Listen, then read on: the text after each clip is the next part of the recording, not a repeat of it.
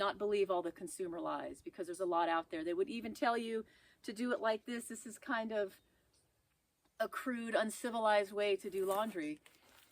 But this is actually the smart way to do laundry, because you're saving on electricity. Hello and welcome. This is Mama Jess with Skilled Womanhood. Today I'm going to teach you how to wash your clothes without a washer or dryer. There's nothing wrong with modern amenities and appliances. Some are really amazing, but they can be very costly. They can break down.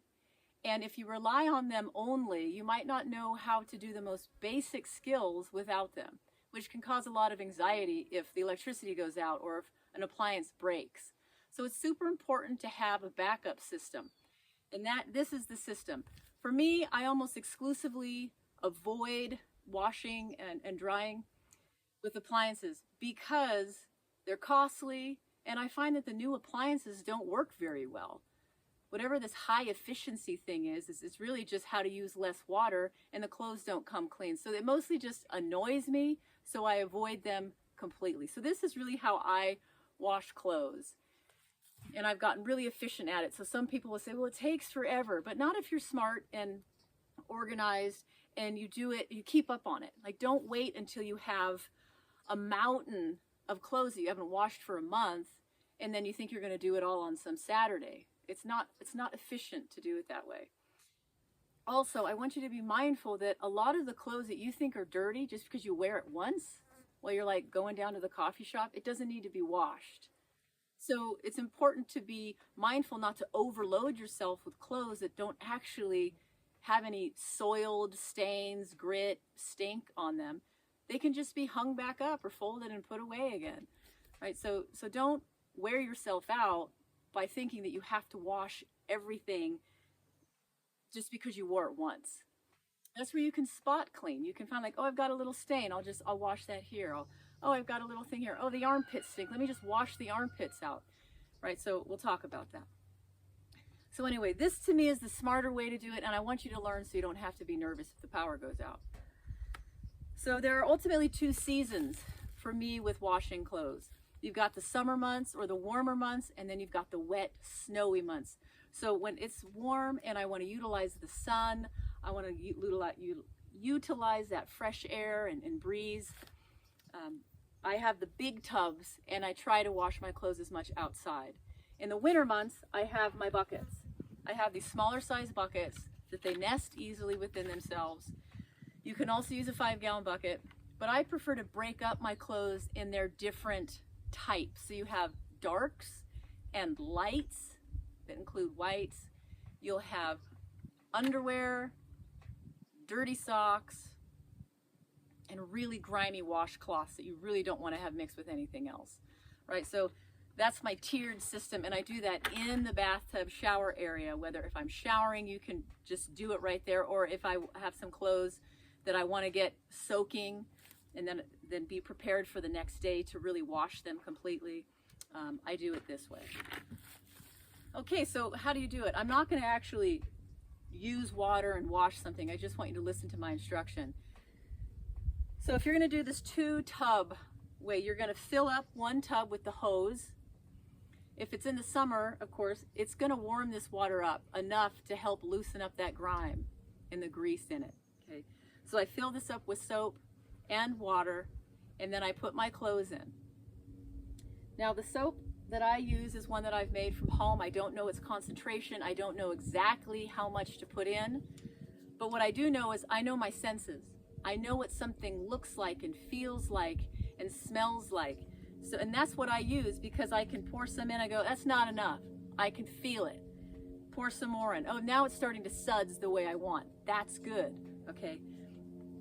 So I use this kind of liquid soap in this tub, and then I let them sit. I'll first kind of agitate them a little bit, but then I let them sit out in the sunshine. I'll let them sit even overnight, depending on my time and my schedule. And then the next day I bring my plunger. This is just a toilet plunger, okay? It's only ever been used for washing clothes. And then I will plunge those clothes, and that pounding of the clothes is going to be breaking the soil and any kind of grime and bacteria out of the fabric. Okay, that's why the agitation is so important. And then you're going to see a displacement of that soil and dirt and dust, whatever's in the clothes, you're going to see it displace into the water. So the more the wash water gets dirty, it's a good sign that it's leaving your clothes and it's going into the water. Okay, so when you feel good about what's going on here, you see that clearly the debris and the dirt is out of the clothes, then you can take each garment one at a time and put it in the fresh tub. This will be filled with fresh water, and you dunk it in and dunk it in, wring it up. Make sure it looks good to you. There's no outstanding stains, because if there are, you're going to want to put those stained clothes, and you're going to brush that stuff out at another time. So you wash it, rinse it out, looks good. Then you're going to wring it out really well and hang it on the clothesline. Okay, so that's the process. It's a similar process when you're using the buckets.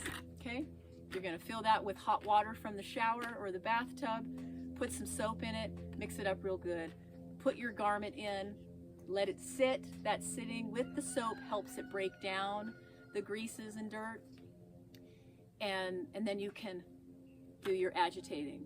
Okay, and then do the same process. Rinse it in fresh water, wring it out, hang it up. Okay. So you might have seen these around. These are really old school, probably at the turn of the century, like late 1800s, these became popular. These are absolutely unnecessary though, so I don't recommend you go get one. Okay, I don't like that there's a metal in here that can corrode and rust, because you definitely don't want to get rust on your clothes. They also have antique ones that are made of glass, but that can break. That makes me nervous. And who wants to spend $150 on an antique washboard? Okay, because really all you need, I use a 2x12 that's attached to my deck rail. So people used to just use boards. That's why it's called a washboard. Okay, it was just wood, and they would be 6 inches, 8, 10, 12 inches wide, and maybe 2, 3, 4 feet long. And you're able to get your garment on there. You take your soap, you run it over the stained area, suds it up real good, and then you use your brush. Okay, your wash brush, really a really tough bristle is going to break that stain down. Okay, so if you are using a plank or something like this, generally you're going to keep it in this tub filled with water.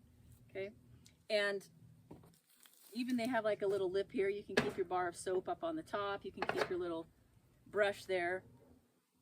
But you get the garment wet down in this wet tub, and you can lay the garment over where it's stained. You can rub that soap over it and the brush and dunk it back into the water to rinse it out. Okay. Periodically you'll have to refill with fresh water, because it does get so mucky. But my understanding is that the smartest natural cleaners, especially like old-time Amish, they would even use this dirty dish soap to wash their floors, so nothing went to waste. So I highly recommend you learn how to make bar soap. This is made out of tallow or lard that I have rendered with lye, and you can add whatever essential oils, but I prefer to have a very basic bar that I use when I'm using clothes, okay? When I'm using it for clothes. And then when you have a bar soap, you can make liquid soaps by grating it and adding other ingredients like washing soda and such. I wanted to show you the 2x12 board that I've attached to my railing. This is very versatile. I use it for many different things. You can see I've got my sun tea on it. But I also use it as a washboard. So when I'm wanting to remove a stain, I'm going to make sure that I clean this off of any dust or debris, and I lay that wet garment on the board. I take that bar of soap over the stain and I brush it out until it's completely clean. And I'll have a little bucket of fresh water that I can periodically use that water to help me see if the stain is dissipated or not. I also use this if I'm dehydrating tomato paste, sprouted grain, dehydrating nuts. I mean, any kind of dehydrating I will use out here. And because it's wider, you know, it's increased the width of my railing. Now I can put all kinds of things, you know, if you have a pie or whatever needs to cool, it can be done out here and you're not going to worry about it falling off the railing. So this is a really handy way to have a stationary board and just bypass those washboards altogether. So if you are camping, if you're at a hotel, if you're just in an oddball place, you can always wash your clothes. If you have access to a bucket, or if you have access to a creek, you can use a rock with a, just have these and go down to the creek or the river. Use a rock to grind on them, rinse them out. Okay, it's very simple. If you're in a hotel, you can fill up the sink, you can fill up the bathtub, or if you do have some kind of bucket, and you can even use the shampoo soap that's there. Okay, so don't be too worried about like, no, but that's not actual detergent. Like, it's a soap that can help lift grease and other stink and bacterias and things. So there's so many different ways that you can work in a really common sense way to realize like, oh, I can use that with this or that this way. So don't get hung up on all of these different products like that's only for washing clothes and only for washing hair and only for washing dishes. If you're in a pinch, you can cross over and figure out a solution rather than being stuck in this consumer mind. I really want to break you out of that, and I want you to get fearless and solution oriented and know how to take care of any problem that comes your way.